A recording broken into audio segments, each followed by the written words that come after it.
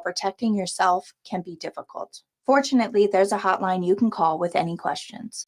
The Department of Indian Work St. Paul partnered with the Minnesota Department of Health to open the Twin Cities American Indian COVID-19 hotline. They provide information on vaccines, booster shots, and testing sites. Right now, booster shots are available to anyone over the age of 18 for those who are eligible. The Twin Cities American Indian COVID-19 hotline can also help with housing, food, medical, and educational support. If you or someone you know has questions about COVID-19, vaccinations, booster shots, or testing, please call 651-304-9986.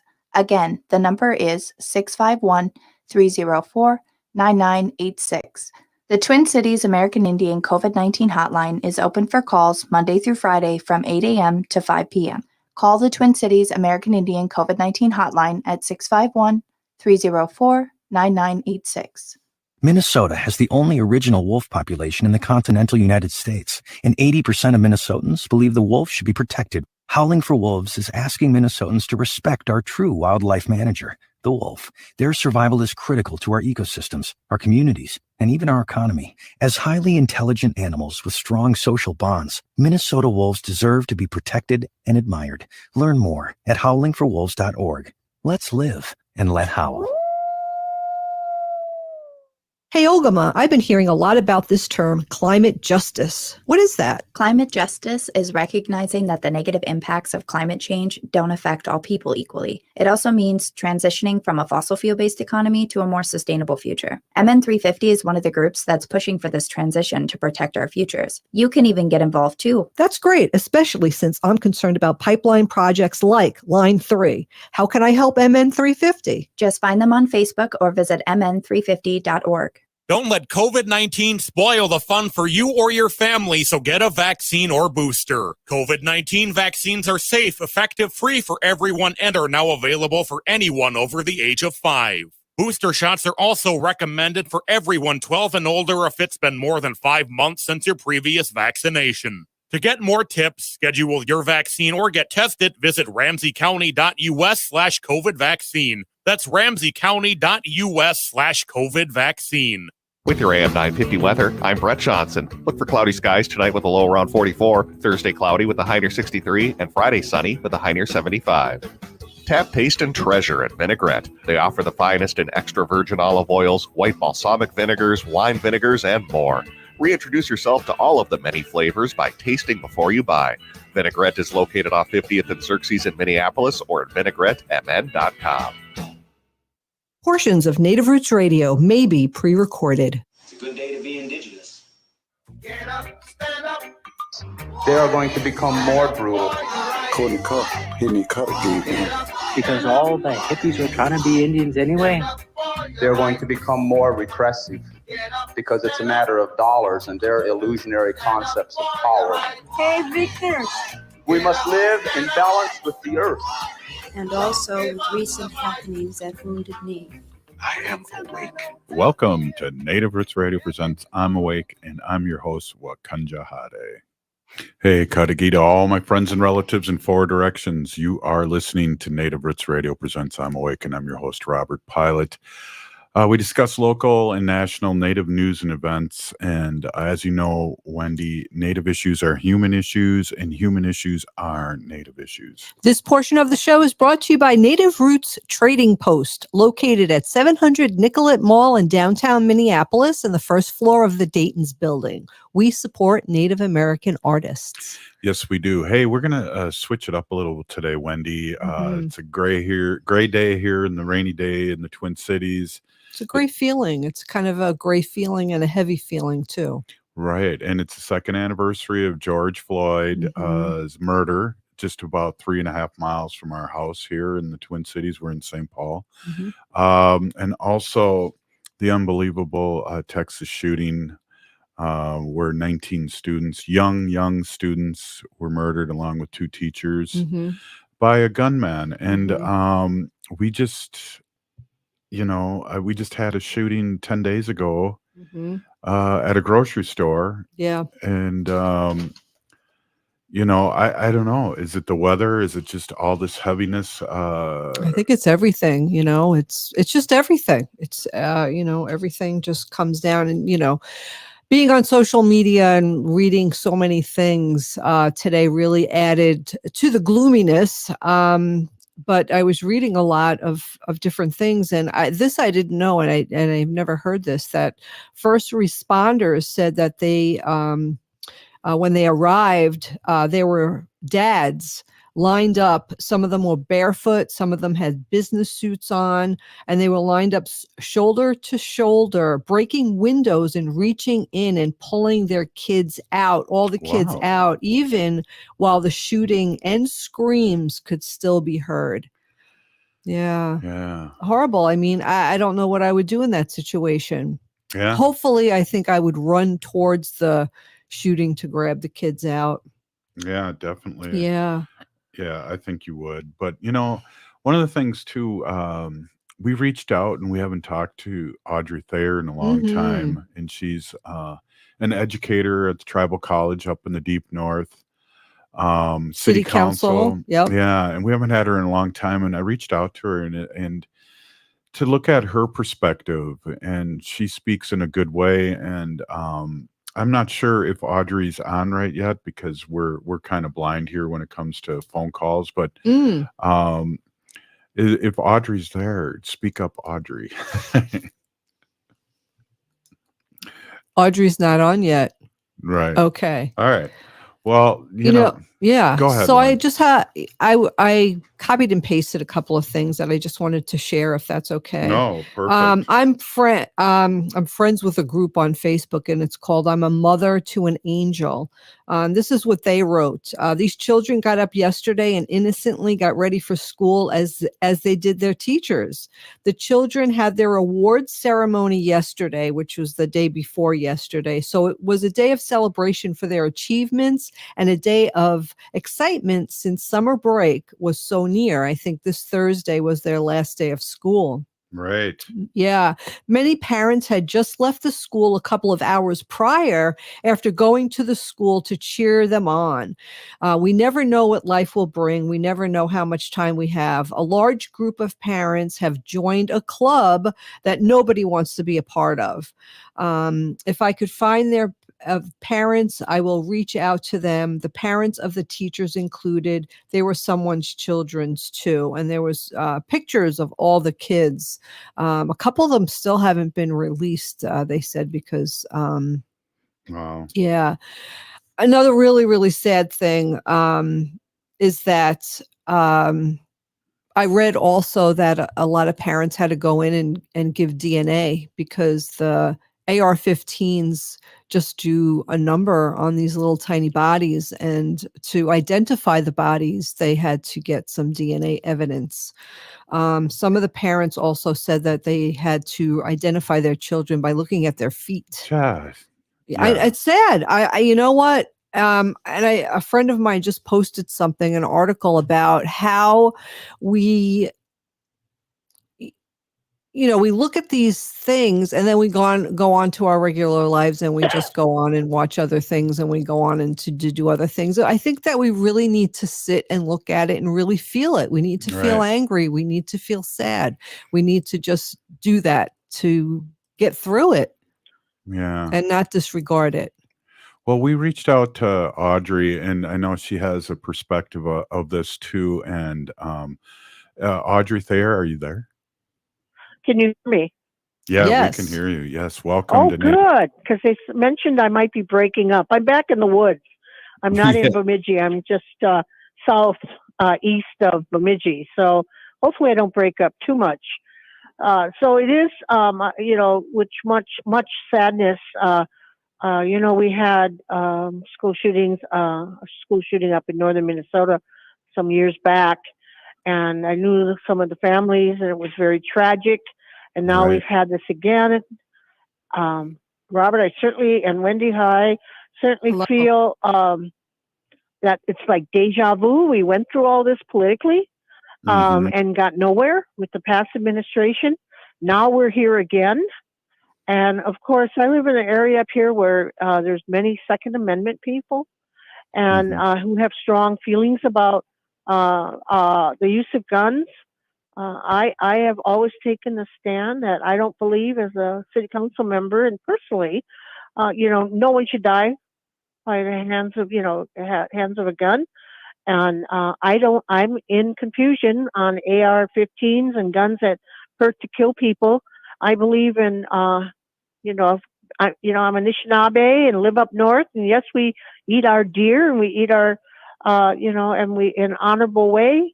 Yes. But we also use guns to do that. So it's a tough call. And now I'm watching the rhetoric, and we have the sadness, it's anger, and I wish, what is it going to take, and how many lives have to be lost before we as a society, as a country, and as a people say enough's enough.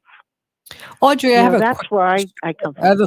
Yeah, thanks so much for being on, Audrey. I really appreciate it. So, but when you're hunting the animals, you're not using AR-15s, you're using regular rifles. Not. Right. Hunting rifles. I don't understand why we have to have, and I have my, I have my permit. I have my gun permit. I got it, I've had it about a year and a half now. And so that I can carry a gun legally. And I went through all the training, but I don't have a gun yet, and I haven't had the mood to say I want that gun. Right. And I'm fortunate to a community that that good backstrap from a deer comes at my door, and I'm very appreciative to folks that drop off my ear meat, so I don't have to be tromping around the woods at 70 years of age. Right. But we don't, why do we need the rifles? Why do we need, not the rifles, but the handguns? And why do we need to have AR-15s and automatics, semi-automatics? I don't understand that. And then researching and reading what's going on in the other countries, and some of the countries going forward and saying, we don't have this kind of problem. We don't have people killing each other. Right. What is happening to our country? I guess that's the question. And I don't want to hear people say, well, we can fix this with guns. No, and we have a mental health issue in our country that we've had to deal with for way before pre-COVID. Exactly. And we've just Audrey, and no money put towards it. Audrey, can you hold on with us? We're going to about take a break, and then we want to come back to you and really dig in deep with how you're feeling about this, and also the mental health issues that are happening and the deregulation that Reagan started many, many years ago. Can you stay with us? I hope so. I'm right in the midst of a meeting here that I have to get right back into. We'll be right back with Audrey Thayer. Okay. Stay with us. Hey, Wendy, what are we doing for dinner after the show? How about we go to J. Selby's on 169 Victoria Street in St. Paul? They have a delicious plant-based menu that's compassionate and environmentally sustainable. I'm getting their spot-on vegan Big Mac, the dirty secret. You can pick up and they deliver within a 5-mile radius, or you can call them at 651-222-3263 or visit jselbys.com. Well, you sold me, Wen. Let's go order at J. Selby's tonight. I'm hungry. Are you nervous to go to your mailbox and see one more past due mortgage bill? You could qualify for financial assistance through Home Help MN if you have fallen behind on your mortgage payments due to the pandemic. This Minnesota housing program even has money available to help with other past due mortgage-related expenses. Learn more at homehelpmn.org or call 1-800-388-3226. Hey, Olgama, I've been hearing a lot about this term, climate justice. What is that? Climate justice is recognizing that the negative impacts of climate change don't affect all people equally. It also means transitioning from a fossil fuel-based economy to a more sustainable future. MN350 is one of the groups that's pushing for this transition to protect our futures. You can even get involved too. That's great, especially since I'm concerned about pipeline projects like Line 3. How can I help MN350? Just find them on Facebook or visit mn350.org. When we heal from our traumas, when we face our fears, let go of our addictions, when we relearn our values, when we live our teachings, respecting our elders. cherishing and honoring our children. When we honor and take care of our spirit, There will be no room left for sexual violence. Sponsored by the Minnesota Indian Women's Sexual Assault Coalition.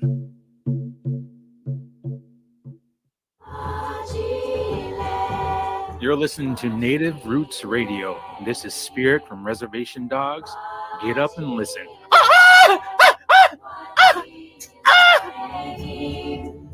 Welcome back to Native Roots Radio presents I'm Awake, and this is Robert Pilot. This portion of the show is brought to you by MN350, a grassroots organization fighting for climate justice. I just want to read this really quick. 2-second thing from the New York Times. What do most mass shootings have in common? They bought their guns legally from 1966 to from 2019. 77% of mass shooters obtain the weapons they use in their crimes through legal purchases. Yeah, definitely. That's why we're talking about laws and things like that. That's crazy. Hey, Audrey, you still there? Oh yeah, I'm still here. I'm actually here with, and I'm going to sidestep just for a second with Sure. Erica Bailey Johnson, who's an environmentalist, and she's running in 2B, House 2B up here. And I've known her for years, and I'm excited because she's going to be good for our area up here, and she definitely is not supporting guns widely being thrown about in our communities to hurt people. Yeah. So I know, Robert, you wanted to talk a little bit very quickly here about the mental health issues. Well, obviously, we have a problem in our country, and we cannot be in denial that we walk our streets in our beautiful cities of Minnesota and other states. And I kind of grew up in Wisconsin in my earlier years, so I know that you have radio over that direction too. And I just never remember, I guess I better say never remember the amount of mental health issues that we have. And I remember when the state hospitals were shut down, and it was on the shoulders of the local communities and to take care of those issues. And I can tell you, working in the Bemidji area in homelessness for 15 years, I have seen it steadily get crazier with good people who are mentally unbalanced. And so now I'm going to be watching this case, to see, how they are going to play it out of to what kind of mental health issues this individual had. That would be important to know and understand, but and I want to see how much they're going to whitewash the issue again. Right. And so the best things we can do right now is start writing our legislators.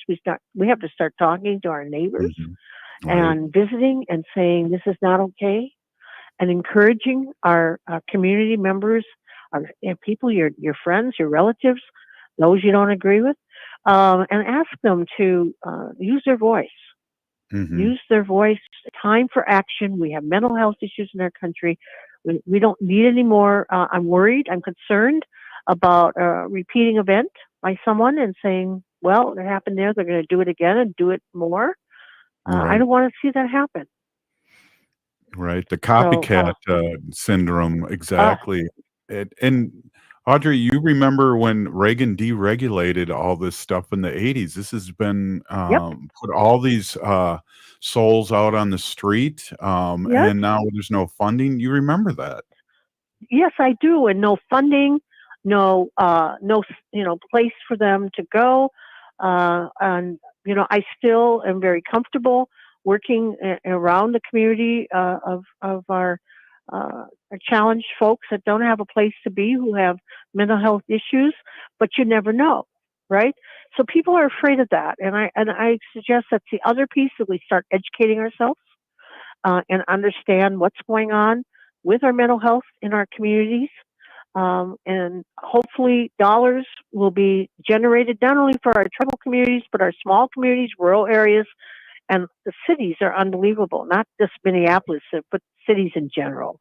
Right. We have some serious issues. This is tragic again, and I know people are feeling sad and hopeless. There was an event last night that I was in Bemidji at, and one woman who's a caretaker in community, volunteer in community, she couldn't even keep, herself together to reach out and work with the community. She was just in tears, and I think many, many people are feeling this tragedy again. And to have your children and identify. Now, Wendy, I heard some of the pieces you were talking about, identifying the children by their feet. It's just very challenging. We have work to do in many, many ways. Just heart-wrenching. And the police officers that had to go in there, you guys, I mean, they're going to be traumatized the rest of their life to see little ones that way. Absolutely. Absolutely. Okay, I'm sorry, Robert and Wendy. I've got to get back into that group that we're here with. And thank you for the time to allow me to be with you all, because I am much honored for you and Wendy. We appreciate it. Thank you so much. Yes, Audrey. Thank you so much. Right. Keep on doing the great work up there. Well, miigwech. Talk to you soon. Cool. Wow, Wendy, it goes beyond, we're in shock. Here we go again. I mean, it's just a feeling of gray cloud, in that our politicians are letting down our children. Right. And they talk about our children, and the other side, Republicans talk about our children and no abortions and all these things. And just the BS of that. Exactly. In upstate New York, a few months ago, the 18-year-old suspect in the Buffalo shooting walked into a vintage firearms in Sleepy Endicott, passed an instant background check without a glitch, and bought a used Bushmaster XM15 automatic rifle and a copy of the ammunition that goes into this AR-15 used in many other mass shootings. So he just walked in and bought it, right, without even a background check. Well, and this guy, day after he turned 18, got these rifles in 300 rounds. Yeah. I mean, come on. Yep. Yep. What? We're just, we're in a gray phase right now where we're just really sad and need to put tobacco out for our families and to be safe. And I'm really just sad. Perplexed. The worst part of today's shooting? What's that? We have to use the word today's. Yeah. Wow. Yeah. Somebody put that up. That was not my own. But let's talk about the teachers too. There was an article here that every teacher, right? My sister's a teacher. Right. My niece is a teacher. Her husband's a teacher. My mom was a teacher. You were a teacher. Every teacher is like thinking about this and thinking about their fight or flight. Every teacher has walked into the classroom, right? Looking for blind spots. Every teacher has passed their classroom to see what it would look like from the eyes of a shooter, right? Maybe have gone outside and looked at their classroom and wondered, how fast they could lock the door. It's really a really scary thing. And, these poor teachers out there who go to school every day wondering what could happen, how to keep the children safe, what to do if there's a shooter. And the children should not have to go to school and be terrorized and be afraid. Well, those two teachers that were killed are heroes. Yeah. They didn't run away. They didn't jump out a window. Yeah. They were there. They were shot because they were,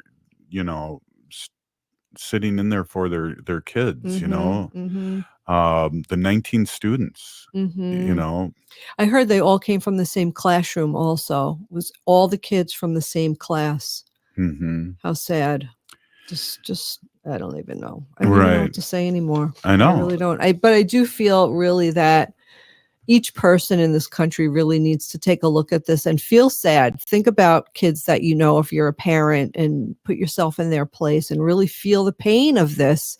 Because if you don't let yourself feel the pain of this, you're just going to go on and disregard it. It's just going to come another Well, day. it's Today's shooting. It's numbing. It's numbing, and we have such a short memory. Sandy Brook. I thought that was everything. Sandy Hook. I'm sorry. It was going to change everything. It didn't change anything. Not one thing. Not one law was changed from that mass shooting. So people need to get angry and talk and think about, these politicians that are being pushed around by the NRA. They're afraid of the NRA, and here we go. The NRA wants to sell. The GOP is claiming that it's not the NRA and it's not guns. Right. Guns don't kill people. People kill people with guns. With AR-15s. Right. Yeah. I don't know. I mean, I don't even know what other countries do that don't have this problem. They ban these guns. They ban the gun, and they don't have an organization called the NRA that has big lobbying power and lots of money and lots of members. Or the Second Amendment, which was written when there was muskets and not machine guns or Gatling guns. Well, I mean, Audrey, she has her license. She's going to get a gun. She's going to hunt. That's fine. She's not going to go out and buy an AR-15. Well, I think she's got a license to carry, is what she was saying. Yeah, wasn't it? Yeah. So, I mean, it's a sad day here, and we hate to be Debbie Downers, but I mean, it needs to be talked about with our platform here, and we need to reach out, like Audrey said, to our politicians, Wendy, and they listen. And I don't know, we're going to be voting here real soon, and it's going to come up quick, and we have to vote these guys out, these women and men that are not for the people. They're for power. They're for staying elected. They're all in any way. So, hey, we're going to be right back with Bob Blake. You're listening to Native Roots Radio presents I'm Awake. J&S Bean Factory is a native-owned, community-supported, cozy, artsy coffee shop which offers roasted on-site beans, live music, and baked goods. Relax in the beautiful outside patio. City Pages writes, voted top 10 coffee shops. Tucked into a quiet corner of St. Paul's Highland Park neighborhood, this coffee shop roasts beans on-site from the best coffee-growing countries in the world. Located at 1518 Randolph Avenue, St. Paul. The good stuff. Navigating COVID while protecting yourself can be difficult. Fortunately, there's a hotline you can call with any questions. The Department of Indian Work St. Paul partnered with the Minnesota Department of Health to open the Twin Cities American Indian COVID-19 hotline. They provide information on vaccines, booster shots, and testing sites. Right now, booster shots are available to anyone over the age of 18 for those who are eligible. The Twin Cities American Indian COVID-19 hotline can also help with housing, food, medical, and educational support. If you or someone you know has questions about COVID-19, vaccinations, booster shots, or testing, please call 651-304-9986. Again, the number is 651-304-9986. The Twin Cities American Indian COVID-19 hotline is open for calls Monday through Friday from 8 a.m. to 5 p.m. Call the Twin Cities American Indian COVID-19 hotline at 651-304-9986. Hi, Minnesota. This is David Packman. You can hear my show every weekday at 2, right after Tom Hartman on AM 950, the progressive voice of Minnesota. The Park Tavern is your go-to destination for fun. Your friends and your family will have a great time with the fantastic food like the pizzas, appetizers, burgers, entrees, and sandwiches. The best bowling in Minnesota, the wildly popular outdoor patio, great drink specials, all the big games on their numerous screens, and it's the perfect place for your next private event, even large gatherings for over 200. The Park Tavern is your go-to destination for everyone aged 1 to 100. Come see for yourself. Have fun at the Park Tavern, Louisiana Avenue, north of Highway 7 in St. Louis Park. Would you let animals pick your insurance? Do you really need to experience mayhem to get the best rates? Or how about a celebrity quarterback or fake university saving you money? There's a lot of marketing stunts when it comes to insurance, but what you really need is someone looking out for you. Call Array Insurance, and they will work hard to find you the best insurance coverage and rates. So avoid gimmicks and call Cheryl at Array, 763-504-3067, or arrayinsurance.com. Array Insurance, working hard for you. This is the Being Curious Show. I'm Brian Mariani, founder of No Shift Own. And I'm Kelly Wagner, publisher of Edge Magazine. Our show is about curiously connecting teachers and seekers on a wide range of topics in a safe space. And our intention is that these conversations spark your own curiosity that creates a life that totally lights you up. This Sunday at 2 p.m., we talk with Sean Blodgett, who works with multiple modalities in complementary and alternative medicine. He is an owner of Synergy Natural Health and Holistic Wellness and has so much to share. Hi, I'm Scott Shambot from Shambot Family Dentistry. We're the fear-free, shame-free dental office. If you're having a dental emergency, we'll try and get you in the same day you call because we don't like to see anyone in pain. And we'll help you get through every appointment in the most pain-free way possible. As my daughter Rachel says, if you don't see my dad, please see another dentist. Take care of your teeth because they're the only ones you get. Shambot Family Dentistry in Hopkins and St. Paul. Find them online at shamblotfamilydentistry.com or call 1-800-FIX-MY-TEETH. With your AM 950 weather, I'm Brett Johnson. Look for cloudy skies tonight with a low around 44, Thursday cloudy with a high near 63, and Friday sunny with a high near 75. This is Angela Warner with Warner Stallion. If you've got a broken appliance or one you wish would break, don't settle for poor selection and don't pay a penny more than you should. Warner Stallion has thousands of in-stock appliances, plus save an extra 5%. Shop now at warnerstallion.com.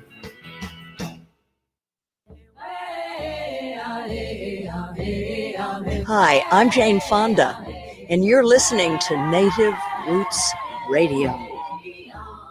And we're back to Native Roots Radio presents I'm Awake, and this is Robert Pilot.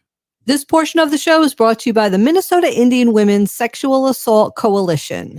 Hey, we have Bob Blake from Solar Bear with the Solar News, and such a great day, Bob. We've been talking about the shootings and the sadness going on, the 2-year anniversary of George Floyd.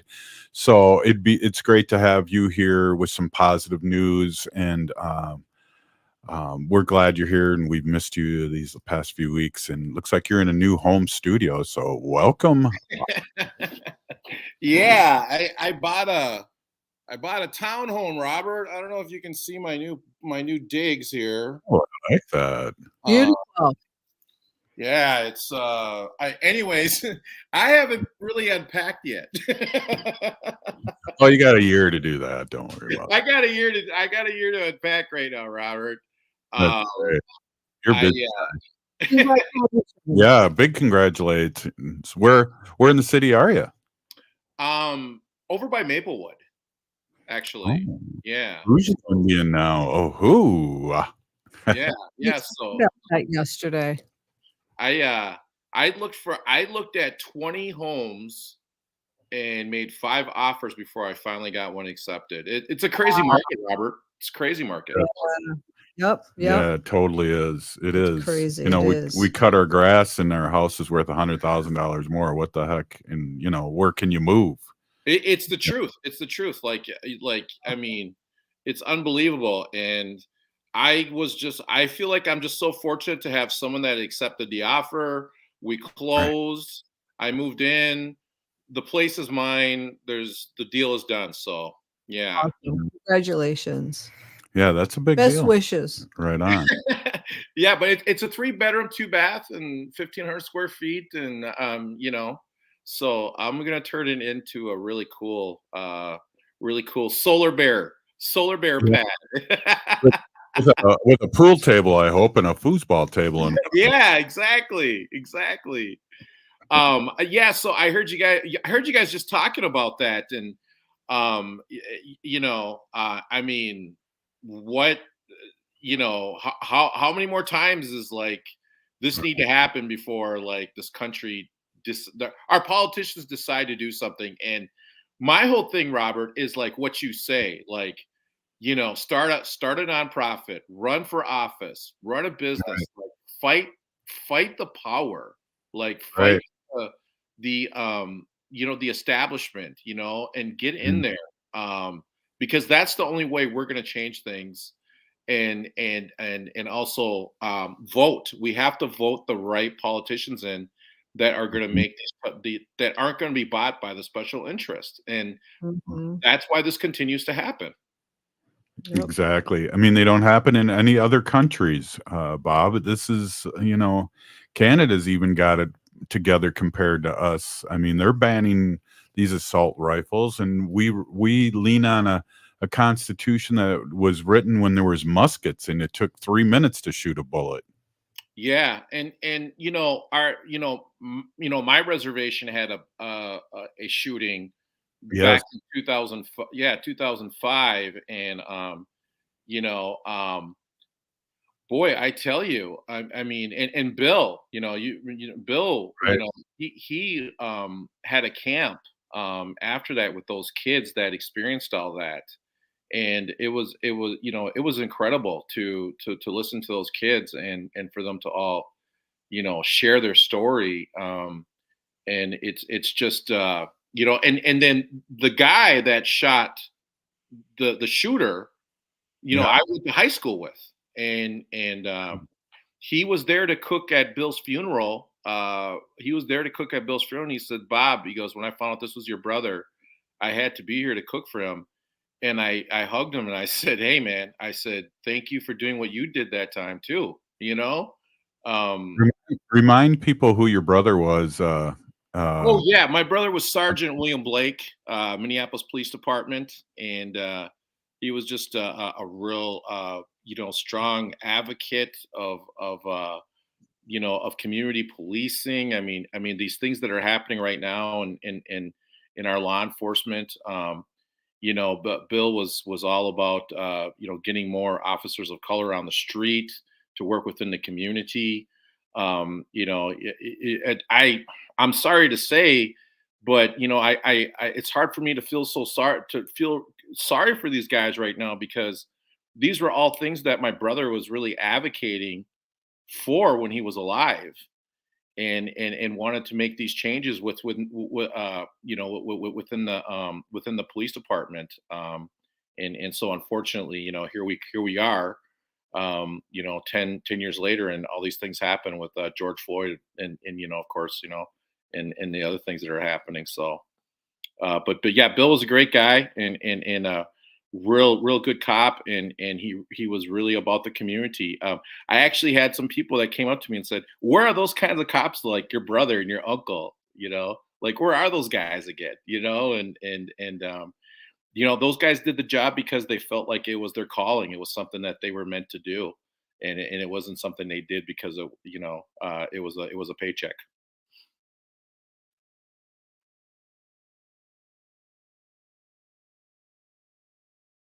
Robert, I think you have gone silent. Am I carrying the show right now? Am I carrying the show right now? Hello? Can you hear me? Sorry about that. You know what? I removed the wrong thing. What I was going to say is that a lot of the officers we've had on over the years have talked about your brother in a good way, where he's he was a legend, and yeah. So I know, and I see, like, I mean, man, my brother knew Spike Moss. My brother yeah, knew Clyde Belcourt, all the rabble rousers in the city of Minneapolis. Like, my brother was in tight with those guys, and he was cool with right. them, and was trying, would work with them and talk with them, and go out and have lunch with them. And it was Bill was just a real genuine guy, and yeah, wonderful human being, and so, but yeah, well, okay, so Robert, Yeah, I have to, can I brag a little bit? yes, yes, We were Native Son Community Power Development was awarded this week $200,000 from the Department of Energy for the idea in the hopefully the beginnings, the seedlings of a renewable energy zone network. And so we were one of, I think it was like 15 projects that were chosen from around the country. Um, it was really exciting to get that recognition this week from the Department of Energy. Yeah, so we were in the news this week, so that was pretty cool. that's really cool, and it's all the hard work and the good words that you say about this, and to remind how strong our nations, our native nations can be if we all not only listen to you, but work on good ways to have solar, have renewable energies, have cars. We have our own communities, and so you've been saying the good words for many years here, and we really appreciate you stopping in every week and talking about what's going to be the future. And I gotta say, Robert, I mean, today I was on another national call today, and I just I can't believe how far all this has come, and so if I if there's an appointment down the line for Solar Bear, everyone. Well, you'll remember your friends. I'm still waiting for that electric car so I can go back and forth to Black River Falls in a good way. And I then want everyone to know that if Solar Bear goes to Washington, okay, Solar Bear will make sure that we implement these renewable energy ideas heavily over there. But yeah, no, it's been incredible, Robert, because I met with one of the DOE people when they came to speak with Mayor Carter and Mayor Fry last week, or about a week and a half ago, with the EV charging network for the Twin Cities.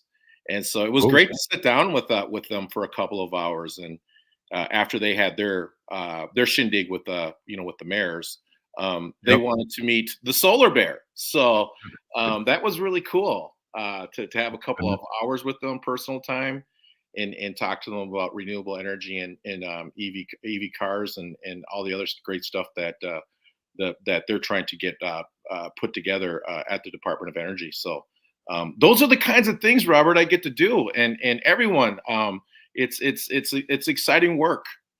Yeah, it is, and you get to see people you went to high school with, like the mayor. Yeah, right. Yeah, no, yeah. I mean, and it really is. I mean, a pleasure to, especially to see like all these, like you said, like like Mayor Carter. I mean, you see these guys that went to Central or that you grew up with, and we're all doing kind of cool things.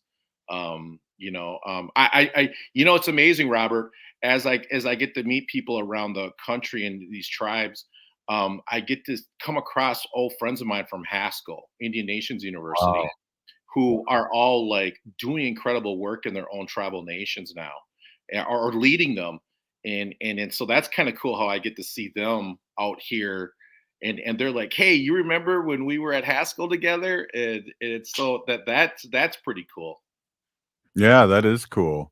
And you have the great pedigree of being a Minuteman. And I'll just tell our national news is that the high school that we went to, I went to Central too in St. Paul, is Charles Schultz went there, Dave Winfield went there, Bob Blake went there, I went there. That's all you need to know, right? That's all you need to know. St. Paul Central. Those were some good times, Robert, without a doubt. And you went there with my brother.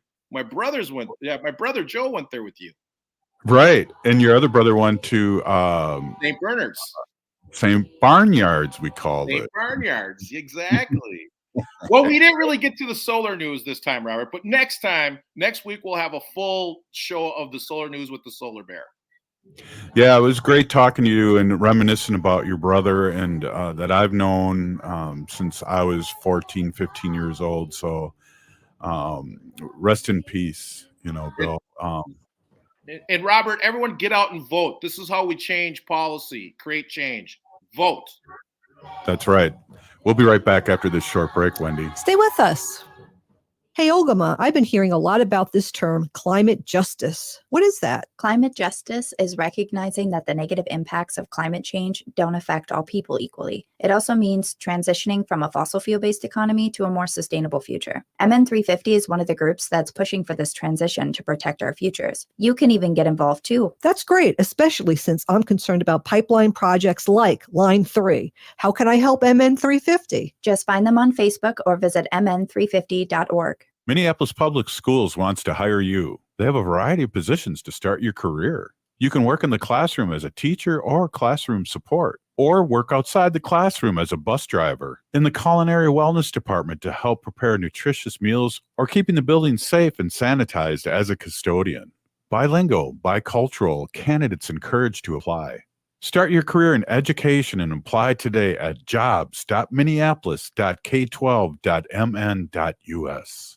Minnesota has the only original wolf population in the continental United States, and 80% of Minnesotans believe the wolf should be protected. Howling for Wolves is asking Minnesotans to respect our true wildlife manager, the wolf. Their survival is critical to our ecosystems, our communities, and even our economy. As highly intelligent animals with strong social bonds, Minnesota wolves deserve to be protected and admired. Learn more at howlingforwolves.org. Let's live and let howl. Things may be getting better, but COVID is still around. Stay healthy and up to date on your COVID vaccinations and boosters. Right now, everyone 5 and older is eligible to get a vaccination, while everyone 12 and up is eligible for their booster shot. Plus, you're eligible for a second booster if you're over 50 or received an initial booster dose at least 4 months ago. Getting boosted increases your protection against severe disease from COVID-19. Find a vaccination site by calling 651-304-9986. This is Winona LaDuke of Honor the Earth, and you're listening to Native Roots Radio. I'm Awake. Welcome back to Native Roots Radio presents I'm Awake, and this is Robert Pilot. This portion of the show is brought to you by Howling for Wolves, protecting wolves for future generations. Howl!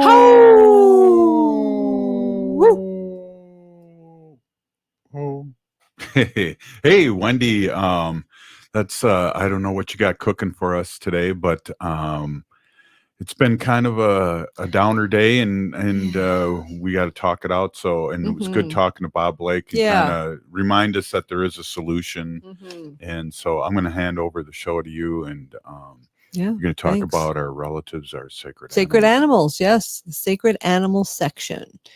Hey, everybody. My name is Hanaji Hihani, and that means cares for them. I was given that name by my Dega Curtis. Curtis goes by Mashke Hanajinga, which means walks on white clouds.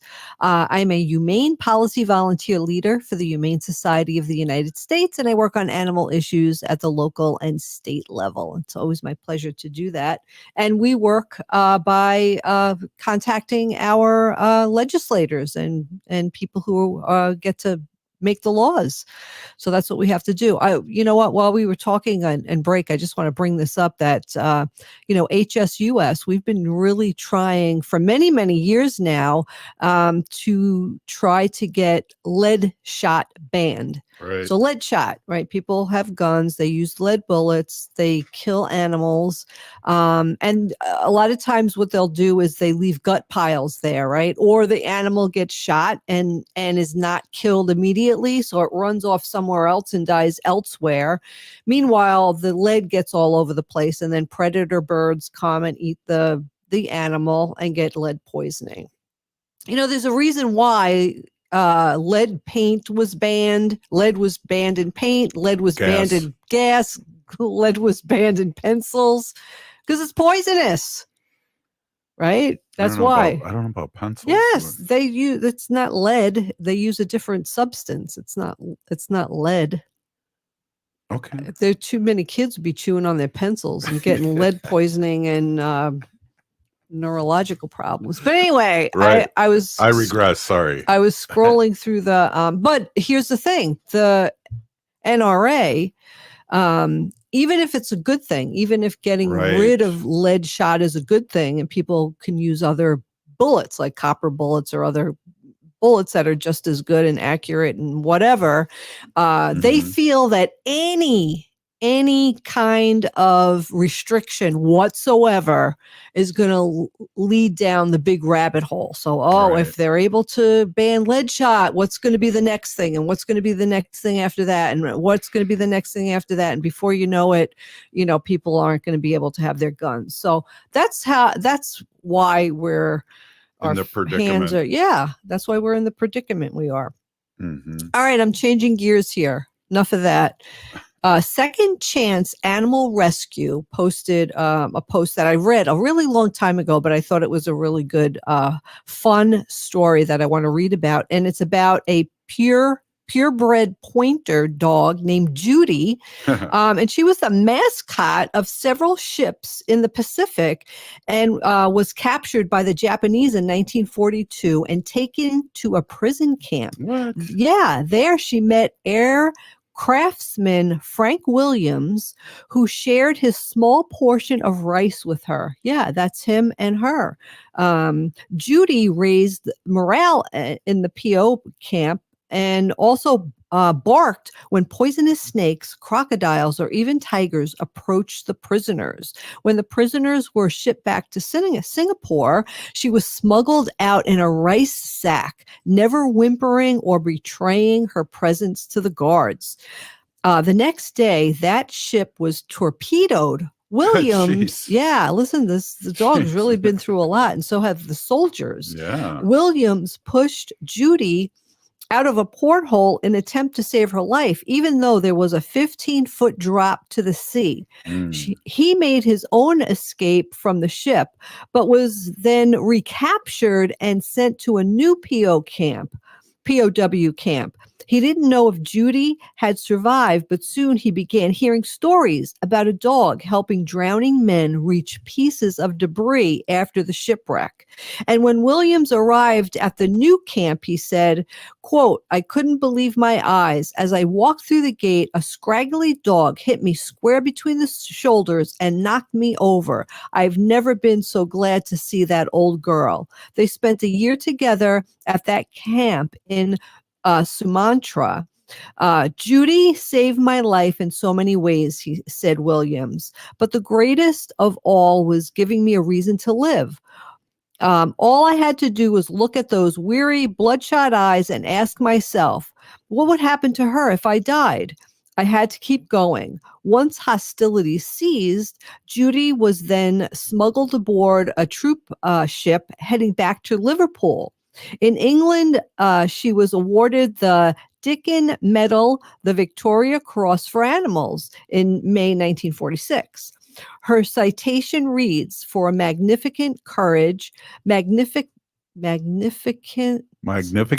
Yes, thank you. Courage and endurance in Japanese prison camps, which helped to maintain morale among her fellow prisoners, and also for saving many lives through her intelligence and watchfulness."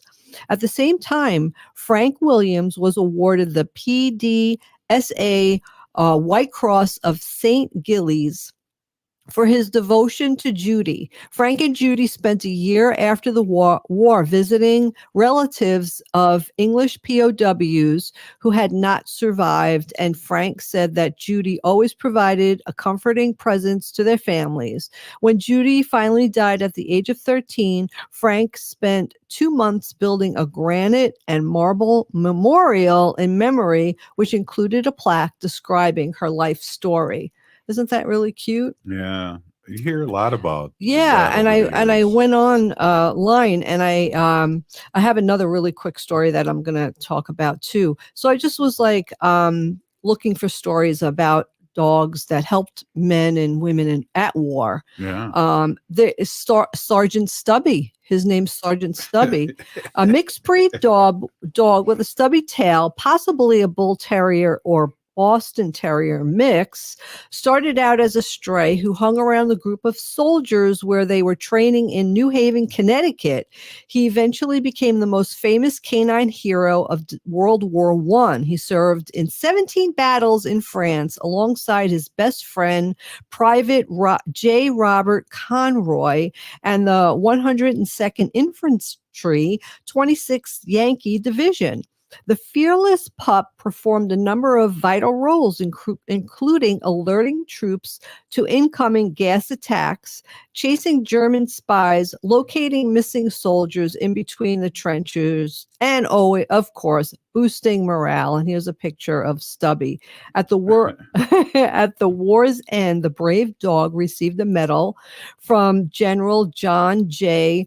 Pershing, commander of the American forces in Europe, who saluted the dog's heroism of highest caliber and bravery under fire. The famous hero dog led parades, met 3 presidents, and became the mascot of Georgetown University in Washington, D.C. Stubby's tough facade believed in inner strength and loyalty that are worthy of celebration. So here's another little dog here. Sergeant Stubby. Sergeant Stubby. Yeah, there's many. I mean, I have like 5 other stories, but they all tell about dogs who helped in wartime. And like the previous dog I talked about, Judy, like she knew like she was getting, she was put in the sack and they had to get her out, and she was quiet. Like she didn't even make a noise because she knew that she would have let the other soldiers know and they would have been killed. So I want it's to really do the something applause else. for